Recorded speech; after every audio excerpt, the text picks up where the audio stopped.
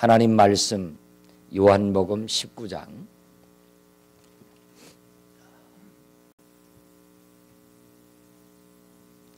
28절로 29절 제가 봉독해 드리겠습니다.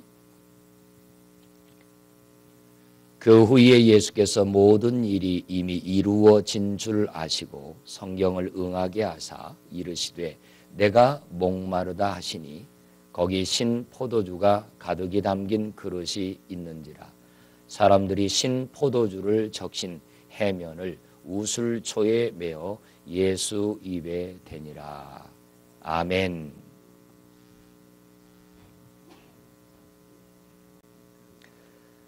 오늘은 사순절 가상칠언 특별히 5번째 시간입니다. 한번 따라할까요? 내가 목마르다. 트루먼 데이비스라고 하는 의사가 쓴 현대의학으로 본 예수 그리스도의 고통이라는 책이 있습니다. 그 내용의 일부를 잠깐 소개해 드리겠습니다. 예수께서 십자가에 못 박히셨다. 손에 박힌 못이 몸을 지탱하자 무서운 아픔이 손, 발 그리고 뇌에 전달되었다. 고통을 피하기 위해 본능적으로 몸을 위로 밀어 올렸다. 이번엔 무게가 발에 박힌 못에 지워졌다. 거친 나무 기둥 위로 몸을 밀어 올리고 내릴 때마다 찢겨진 등이 아려왔다. 바로 이때 근육 전체에 경련이 일어났다. 몸이 뒤틀려갔다. 가슴 근육마저 마비가 시작되었다. 공기를 흡입할 수는 있지만 내쉴 수는 없었다. 짧은 호흡이라도 얻어보려고 몸을 위로 밀어 올리면 온몸을 순식간에 후려치는 고통이 반복되었다. 드디어 이산화탄소가 허파와 혈류에 채워져 갔다. 정오가 되자 또 다른 아픔이 덮쳐왔다. 칠흑 같은 어두움이었다. 고독함과 외로움, 그런데 그 어둠 속에서 또 다른 고통이 시작되었다. 심장이 압박되기 시작한 것이다. 으깨어지는 듯한 고통이 가슴 깊이 파고들었다. 정오의 뜨거운 햇살 아래서 쏟아져 내리는 피만큼 몸속에 수분도 빠져나갔다. 이제 거의 모든 것이 끝나가고 있었다. 그분을 지탱해온 세포들은 이미 위기 상태를 직감하고 비상사태를 선포했다. 영양소를 조달해 달라고 뇌에 신호를 보내고 또 보냈다. 심장은 그나마 남은 피를 세포 조직에 보내기 위해 안간 힘을 쓰고 있었다. 폐는 약간의 공기라도 흡입하려고 필사적인 노력을 계속하였다. 예수님의 육체 조직과 모든 기관 그리고 세포들은 초긴장 상태에서 최선을 다하고 있었다. 그러나 이윽고 견디다 못해 지쳐버린 세포 조직은 다량의 자극을 뇌에 전달하고야 말았다. 그분은 마침내 이렇게 절규하였다. 내가 목마르다. 여러분, 십자가의 절정이 최고조로 달았을 때 주님이 그 고통 속에서 그 고통을 묻고 고통을 뚫고 더 괴롭고 고통스러워한 한마디가 목마르다 였습니다. 목마름은 그렇게 고통스러웠던 것이 틀림이 없습니다. 왜냐하면 우리 주님께서 십자가에서 다루시는 모든 것은 우리 인간이 지은 죄의 값을 다루고 있는 것이기 때문입니다. 그래서 지옥은 정말 목마른 곳일 것이다 짐작하는 것이죠.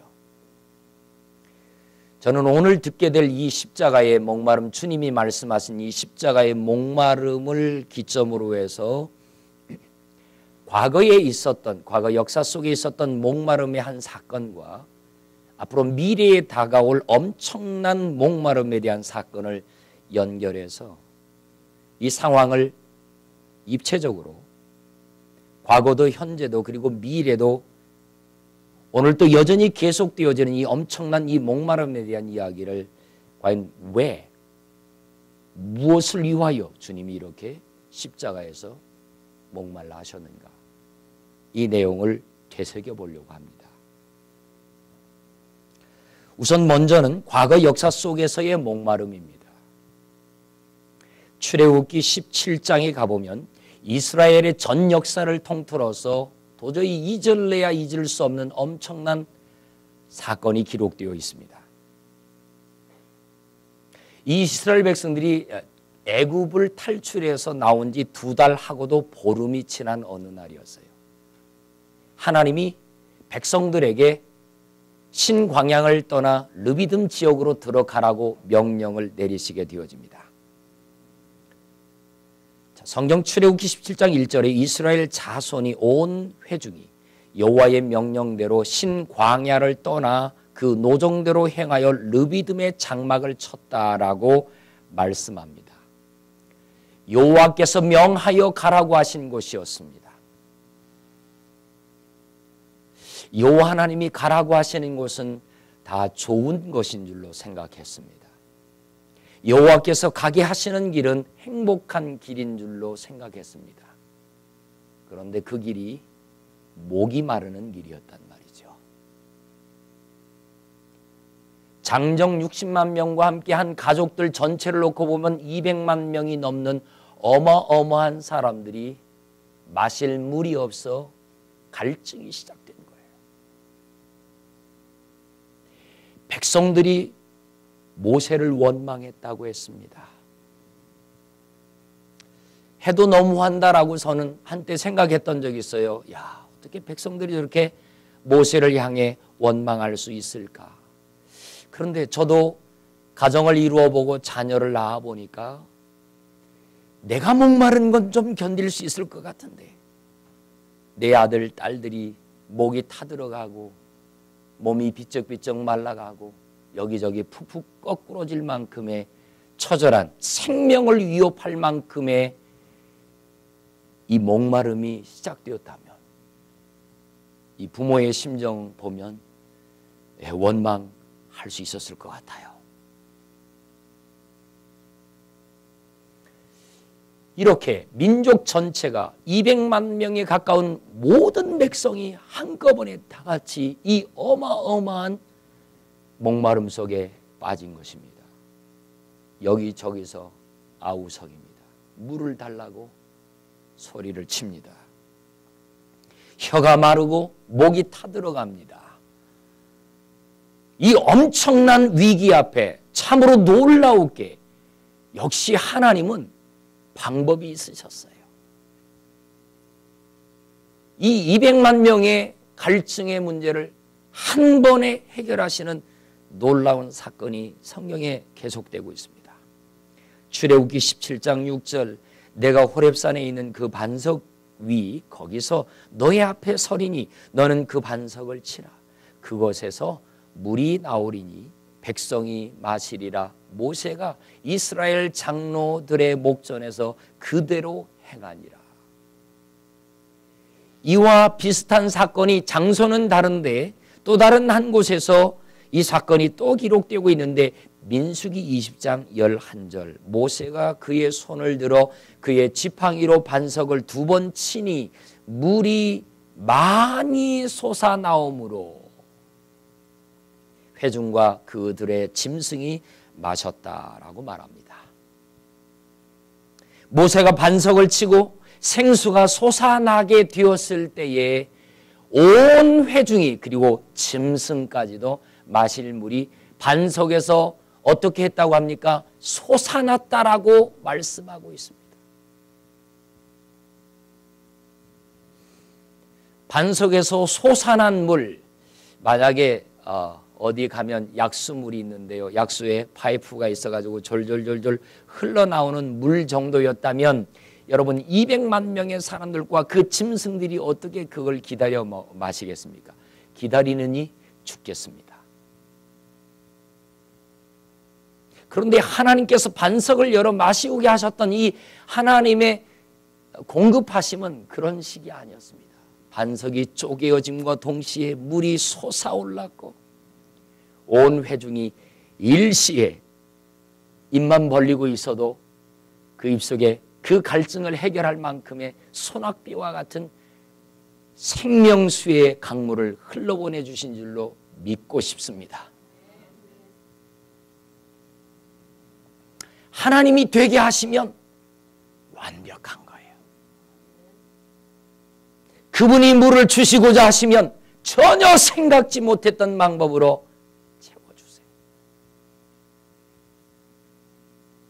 처음에 모세가 반석 위로 어기적 올라갈 때는 저분이 지금 왜 올라가나 그랬을 거예요.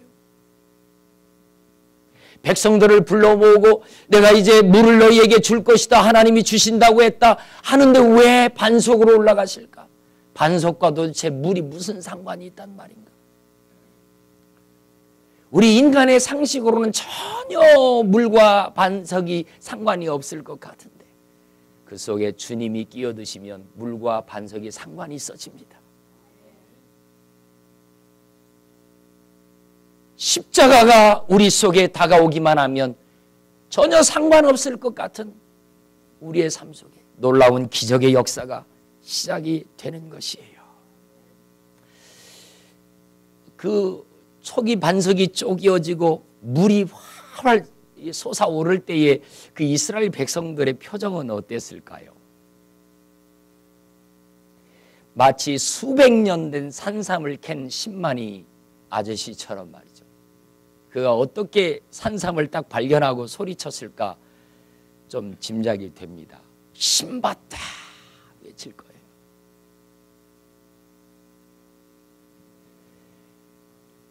자기 자녀들이 정말 그 목이 타들어가 죽어가는 그 엄청난 위기 앞에, 물론 나도 그리고 온 백성 모두가 다 거의 죽기 아니면 살기로 정말 아우성을 치고 있는 그 절박한 상황 속에서 솟아오른 물을 만난 그들은 물이다 라고 하는 소리칩니다. 200만 명이 함께 일제히 외치는 그 함성 소리를 한꺼번에 들었을 때 그 르비딤 지역과 신광야 지역과 유대 땅은 진동했었을 것이라 믿습니다. 물이다. 개인적으로 목이 타는 만큼 감격은 컸을 거예요. 그 반석에서 솟아오르는 그 물을 바라보면서 외쳤던 그 감격으로 우리 이 십자가 앞에 서야 되겠습니다.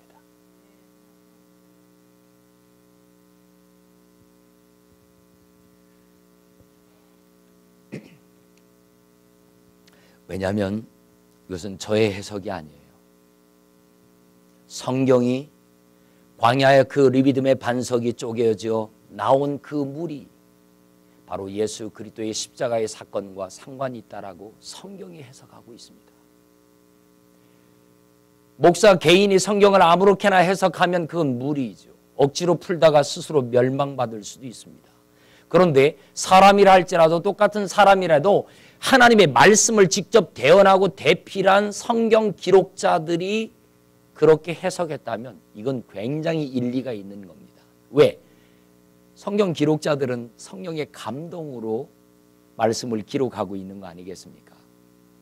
그런데 광야 이 반석의 사건을 예수 그리스도의 십자가 사건과 매우 밀접한 관계가 있다라고 사도 바울 그분이 기록하고 있습니다.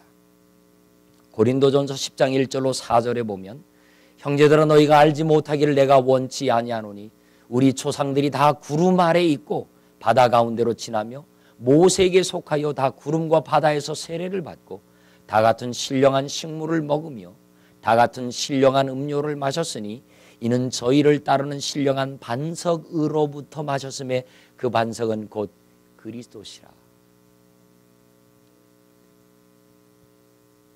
호렙산 반석에서 솟아난 이 사건은 예수 그리스도 고난당하신 십자가의 예수 그리스도의 사건과 사건을 보여주는 예언적인 메시지였다는 것입니다. 여러분, 이 그리스도의 이 반석의 사건이 물 솟아 온 백성들을 젖게 하고 그들로 하여금 광야 40년 동안 이 반석이 따라다니면서 이스라엘 백성들의 갈증의 문제를 해결해 주셨다고 하면 십자가에서 만날 예수 그리스도, 그 예수 그리스도를 우리가 만나기만 하면 나의 일평생의 삶을 반석이신 그분이 나를 따라다니면서 여러분의 생과 여러분의 삶을 해결해 주실 수 있는 영생의 물을 공급해 주실 수 있는 주님이 심은 것을 믿으시기 바랍니다. 이것만큼은 절대 놓쳐서는 안 되겠어요.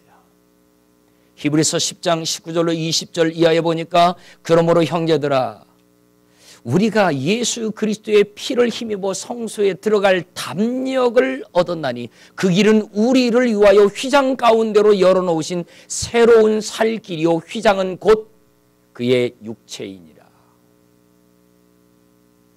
성소와 지성소 사이에 휘장이 있는데 그 휘장이 예수님께서 십자가에서 운명하시자마자 성소의 휘장이 위로부터 아래로 찢어졌더라라고 하는 기록이 있습니다. 이 휘장과 예수 그리스도의 십자가 사건이 또 이렇게 연결이 되어 있는 것이었어요. 자, 그러면 이것이 우리의 삶에 이 십자가의 진실이 나에게 어떻게 적용되어져야 될까요? 예수님이 십자가에서 운명하심으로 휘장이 찢어짐으로 성소와 지성소가 한 영광 아래 들어갈 수 있게 하셨던 이 사건이 도대체 나에게 무엇을 도전하고 계시는 것이냐 말이죠. 이스라엘 백성들이 광야의 그 반석에서 물을 마심으로 광야 40년 동안을 횡단하고 요단강을 건너갈 수 있도록 능력이 되어졌다라고 하면 이 광야의 이 반석의 사건이 나에게 오늘 무슨 상관이 있느냐 그 말이죠. 자, 오늘 우리가 십자가를 만났습니다. 예수 그리스도를 만났습니다. 그 만나신 예수 그리스도께서 나에게 주신 그것이 있습니다. 그것이 뭐냐면 바로 광야를 횡단하여 요단강을 건너가서 가나안 땅으로 들어가게 하시는 능력을 공급하신 것입니다. 성소까지만 들어가면 지성소의 영광을 이제 나를 통해 너희가 누리리라 라고 하는 말씀인 겁니다. 지성소의 영광, 하나님의 영광, 하나님의 응답하심을 우리가 누리며 살아갈 수 있도록 허락해 주신 것입니다. 그것이 이 시간 이후의 이야기 속에서 우리가 아주 중요한 단서 하나를 얻게 되어요. 생명의 길, 정말 십자가의 길을 통해서 우리가 반드시 해결해야 할 이것만큼은 절대로 놓치지 말아야 할 아주 중요한 가르침 하나가 있습니다. 그것을 과거 역사 속의 목마름을 통해서 우리에게 문을 열어주시고 십자가의 사건을 예언적으로 보여주셨는데 성경에 보니까 뜻밖의 미래에 다가올 어마어마한 목마름에 대한 사건을 한 사람이 우리에게 증언해 주고 있습니다. 누가복음 16장에 기록되어 있어요. 23절 그가 음부에서 고통 중에 눈을 들어 멀리 아브라함과 그의 품에 있는 나사로를 보고라고 했어요. 이 사람은 바로 부자입니다. 나사로와 같은 동네에 살아갔던 사람인데 이 사람들이 다 같이 죽고 나사로는 죽어 아브라함의 품에 안겨 있고 부자는 죽어 지옥에 들어가 있었습니다.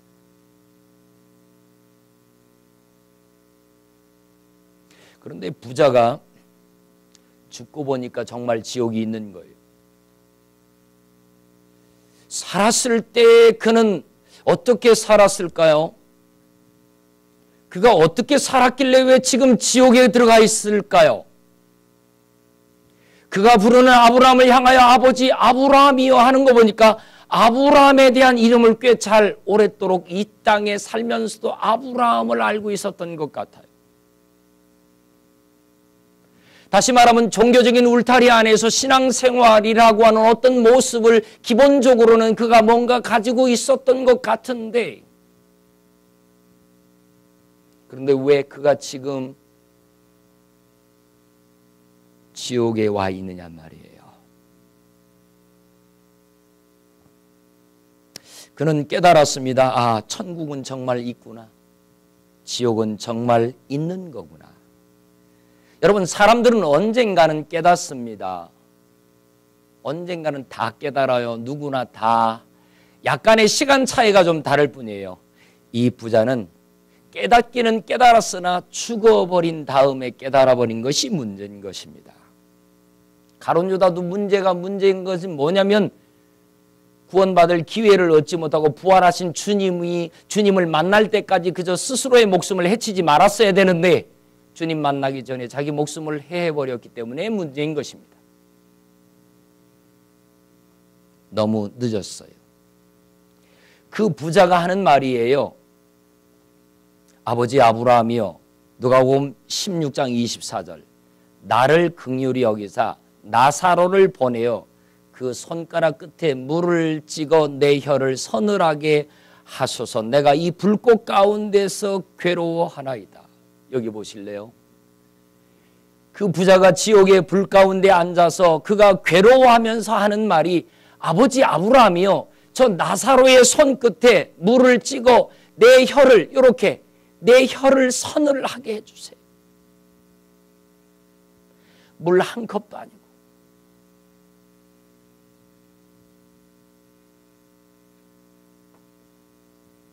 지옥은 물 방울조차도 없는 곳입니다.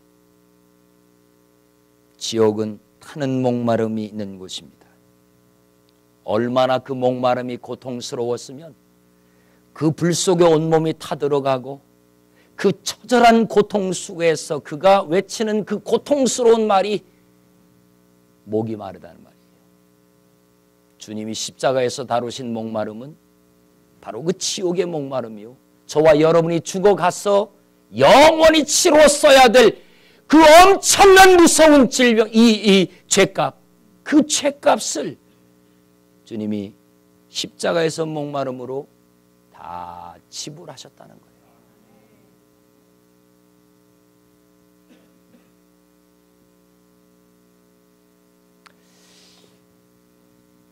그러면 이 지옥의 목마름으로부터 저와 여러분들은 완전히 정말 이제 자유한가?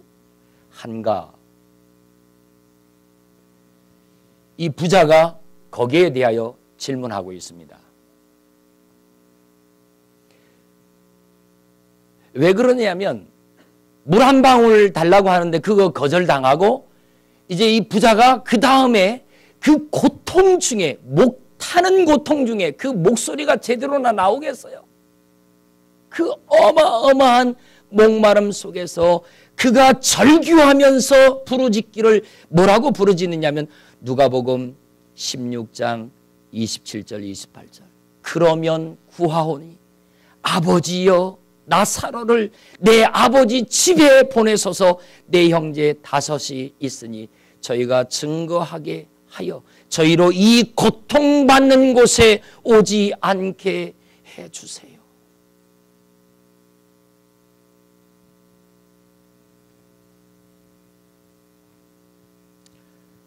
우리는 우리의 영혼에 대하여, 이웃의 영혼에 대하여 그렇게 심각하게 고민하지 않습니다. 그런데 지옥에 들어간 이 부자, 이 사람은 이 땅에 아직 살아있는 자기 형제들을 구원해달라고 부탁하고 있습니다. 타는 목마름, 불타는 고통 속에서 지옥에 앉아있는 그 영혼들이 외치는 것이 뭐였느냐면, 이 땅에 살아있는 내 가족들을 절대 나 있는 곳에 오지 못하도록 어떻게든지 설득해달라는 거예요.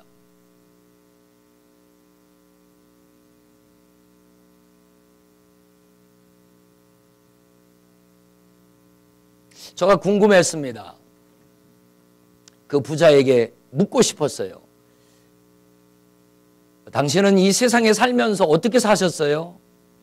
교회는 한 번도 안 가셨나요? 예배 드린 적이 없어요? 그렇지 않은 것 같아요. 오늘날 교회 안에 속하여 있으면서도 거의 불신자와 다를 바 없이 살아가는 사람들이 있다는 거죠. 내가 이 땅에 다시 올 때 너희에게서 정말 참 믿음을 보겠느냐라고 하신 말씀이 있었단 말이에요.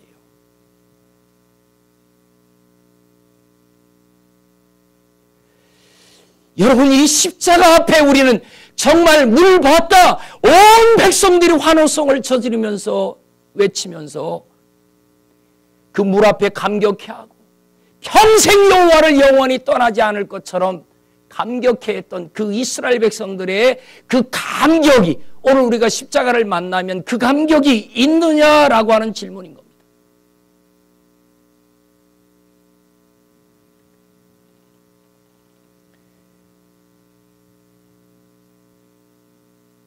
자기 형제들에 대한 이야기를 할 때 저는 이런 생각을 좀 해봤습니다. 저 형제들이 저렇게 신앙생활 해가지고는 천국에 못 갈 것을 알았기 때문이죠. 자기는 자기 형제들을 알아보는 거예요.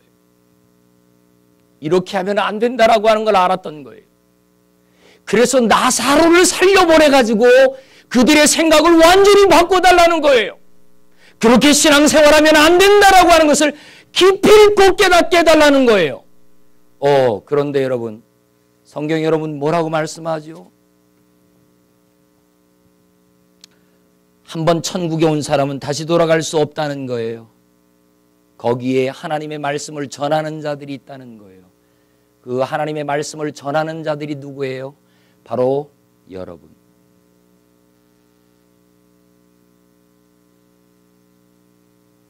지옥의 불 가운데서 그 부자는 지금 여러분을 향하여 간곡하게 부탁하고 있는 겁니다.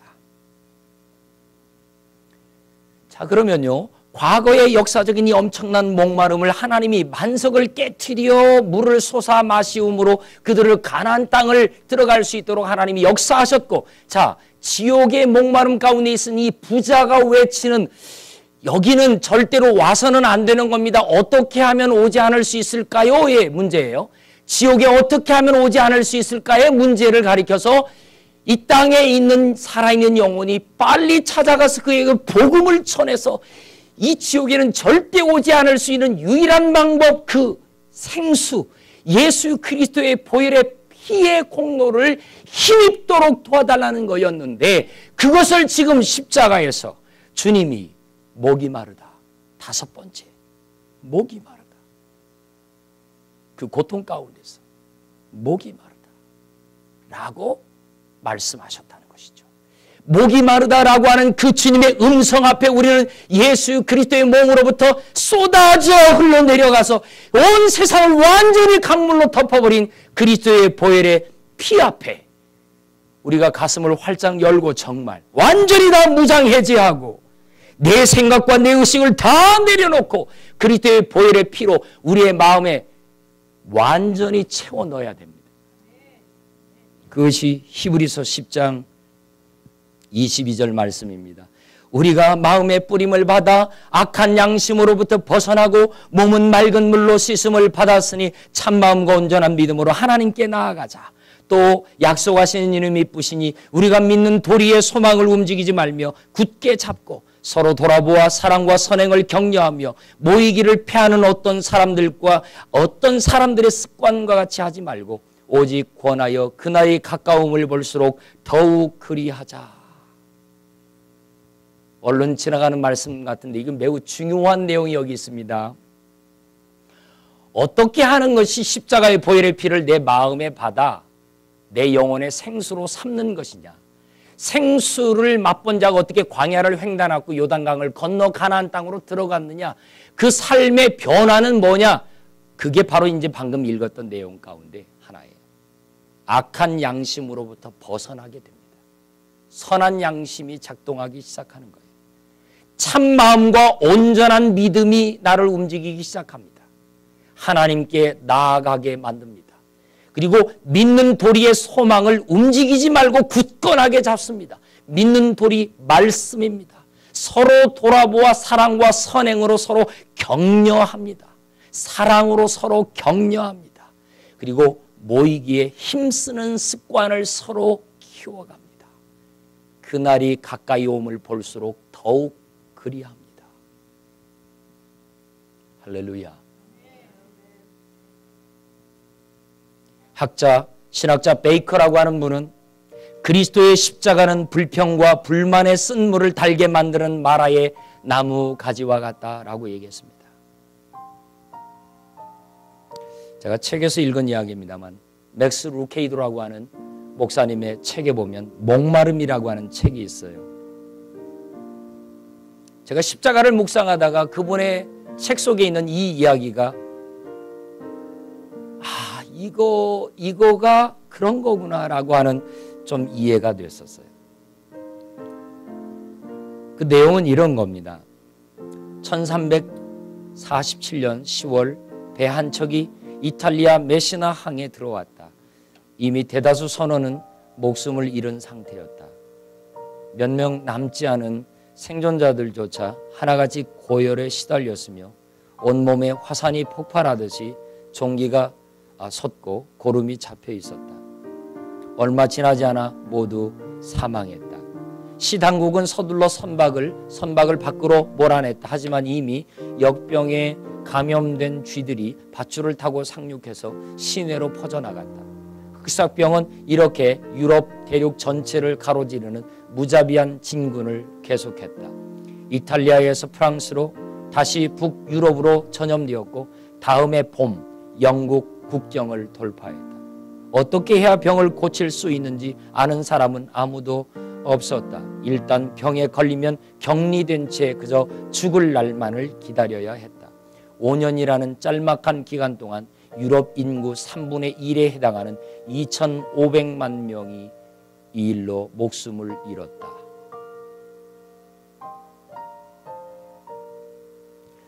거기에 또 하나의 글이 있었는데 지금으로부터 약 300년 전 사납게 퍼져나가던 흑사병은 영국의 아이엄이라고 하는 오래된 마을까지 손을 뻗쳤다. 조지 비커스라고 하는 양복점 주인에게 런던에서 온 소포 하나가 배달되었다. 소포 속에는 옷 한 벌이 있었다. 하지만 그걸 꺼내어 두어 번 터는 순간 병에 감염된 벼룩들이 집안 곳곳으로 튀어나갔다. 채 하루를 넘기지 못하고 비커스는 목숨을 잃었다. 곧이어 마을 전체가 쑥대밭이 되었다. 이웃 마을 사람들은 허벌판에다가 모든 식량들을 다 던져놓고 황망히 사라져갔다. 그런데 1년여 뒤 마을로 돌아온 사람들은 깜짝 놀랐다. 절반이 넘는 마을 주민들이 흑사병을 이겨내고 아직도 살아 있었던 것이다. 역병에 전염된 수많은 사람들의 시체를 수습하고 묻어준 바로 그 사람들. 그들은 죽지 않고 살아 있었던 것이다. 그 원인이 무엇이었을까? 그 비결은 역병과 싸워 질병과 싸워 이겨내는 유전인자를 길러내 있었기 때문이다. 피의 능력이었다.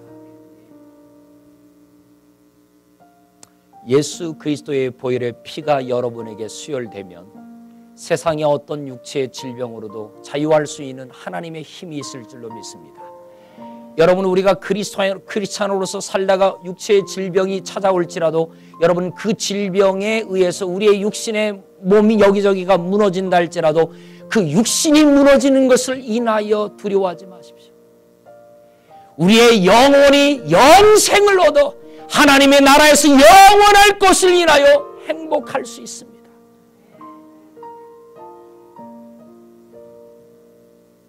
광야의 목마름 앞에서 반석이 쪼개어지는 아픔을 우리가 보면서도 물만 솟아오르는 것만을 인하여 환영하지 말고 주님이 나를 위해 깨어진 것처럼 우리도 이제 주님을 위해 뭔가 세상 속에서 매맞음과 부끄러움과 수치스러움과 어두움과 그리고 오늘 이처럼 목마름을 우리가 받아야 될 거예요. 그것이 성도다운 거예요. 이 부자는 세상에 있을 때 너무 잘 먹었대요. 이 부자는 세상에 있을 때 너무 편안했대요. 성경에 보면 나사로는 그렇지 않았다고 했어요. 나사로는 세상에 있을 때 많은 괴로움을 받았다고. 주님을 위해서 우리 함께 목말라 갔으면 좋겠습니다. 이 말씀을 묵상하다가 이 찬송 생각났어요. 만세반석 열리니 내가 들어갑니다. 창의 허리 향하여 물과 피를 흘린 것 내게 효험되어서 정결하게 하소서. 만세반석 열리니 내가 들어갑니다.